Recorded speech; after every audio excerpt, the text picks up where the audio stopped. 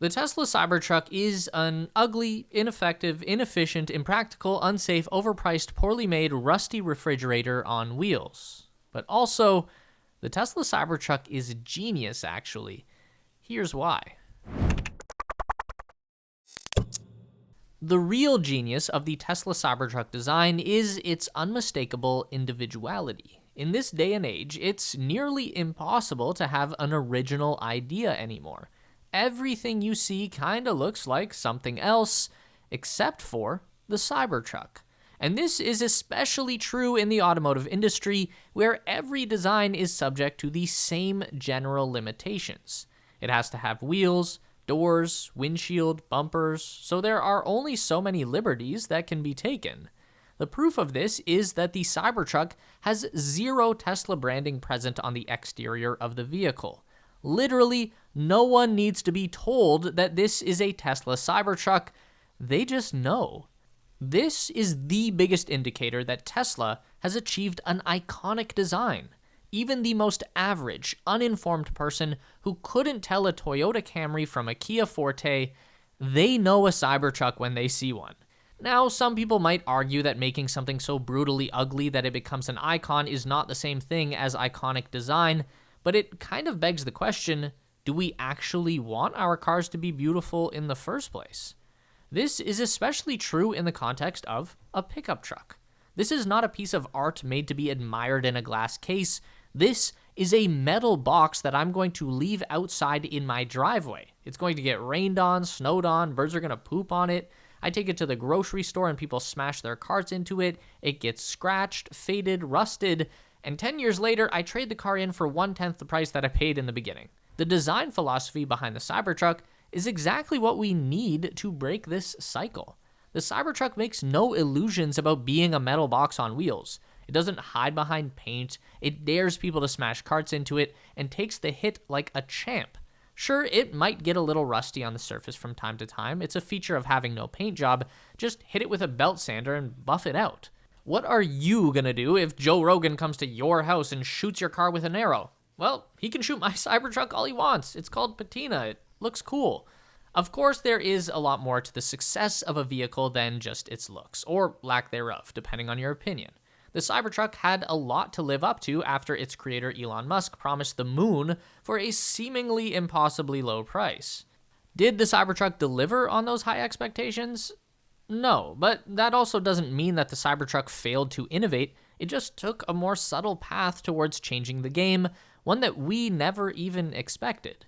For example, the four-wheel steer-by-wire system implemented on the Cybertruck is by far the most insane technological level up that has ever been done in the automotive industry, period.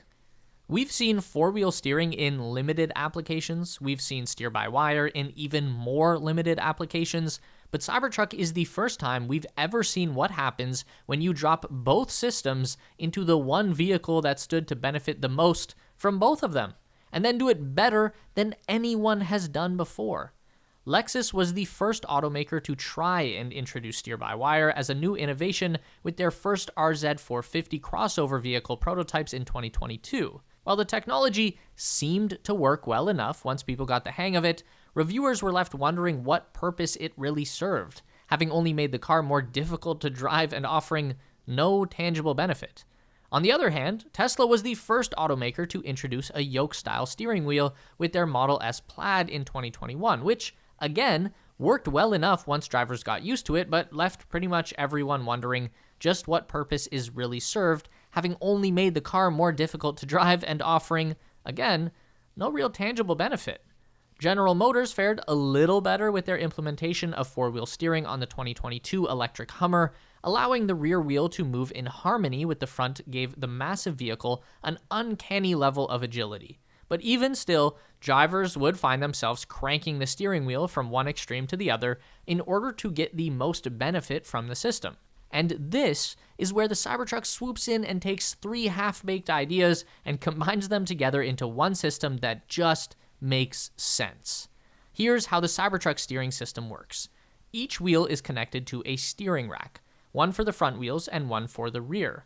Now, instead of being controlled by a mechanical steering column and pinion system, these racks are driven by electric motors. there are 2 redundant steering motors on the front rack and 1 motor on the rear rack. These steering motors are controlled by an onboard computer. What it's doing is taking input signals from the driver and combining that with real-time data about the speed of the vehicle to determine where the driver wants to go, and then it tunes the activation of the motors accordingly. On the inside of the Cybertruck, steering input goes through this new mashup of a steering yoke and a wheel. Tesla calls it a squircle, like Squirtle but with a C, because it's more like a squared-off circle. It's an interesting choice on Tesla's part because, thanks to steer-by-wire, the squircle never actually needs to be spun like a wheel. It only moves up to 180 degrees in either direction, so it alleviates the biggest problem with Tesla's steering yoke design from the Model S, because that vehicle still has a traditional mechanical steering system. So now we have a rectangle-shaped steering object that needs to be moved in a circular direction. It's like a square peg in a round hole. Doesn't make much sense. With steer-by-wire, the yoke design actually makes perfect sense, and yet this was the moment where Tesla decided to compromise and bring back some elements of the wheel to create the squircle for the Cybertruck. Here's what that looks like. At low speeds, a small amount of input from the driver will be translated into a relatively large amount of movement on the steering rack, while at high speeds, a large amount of input from the driver will be translated into a relatively low amount of movement on the steering rack. And the same software algorithm is applied to the 4-wheel steering operation. When the truck is moving at speeds below 40 miles per hour, the rear wheels will turn up to 10 degrees in the opposite direction of the front wheels. This effectively shrinks the wheelbase of the truck and tightens up the turning circle. The Cybertruck can actually turn a tighter circle than the Model S, which has essentially eliminated the biggest downside to pickup truck ownership.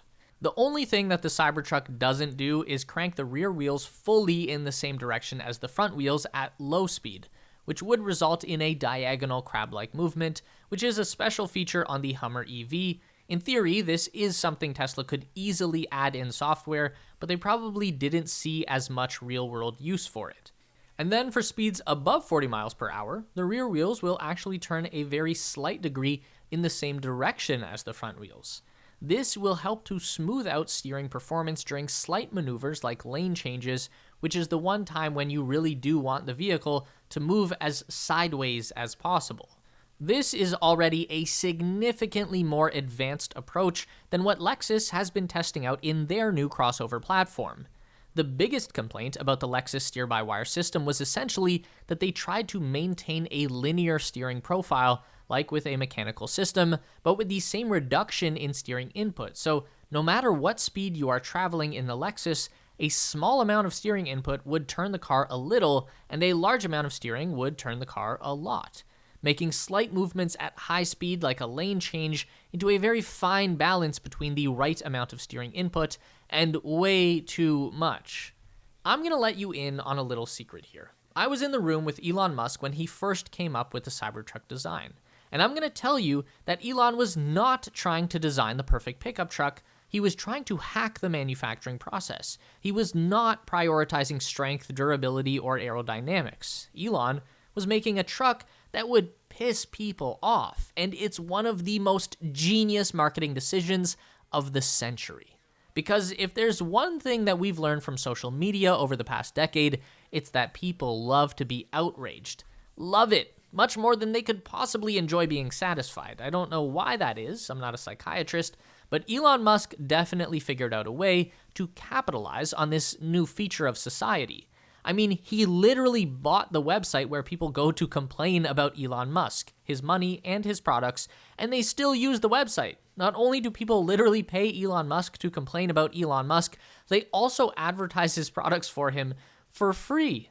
Because no publicity is bad publicity. This is 100% true in business. Just look at Twitter or X or whatever. The more time the media spends trying to bash the website and tell the world that it is failing, the more user activity the website attracts. And speaking of which, you thought I was lying about the Cybertruck thing, but why do you think Elon changed the name from Twitter to X? To piss people off, and it worked.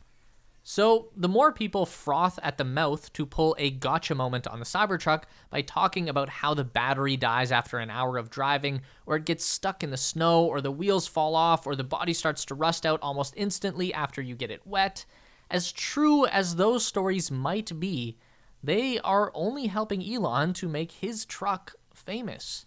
So if you came to this video just to leave a mean comment about how the Cybertruck is stupid, then thank you for the engagement and for proving my point. Cheers.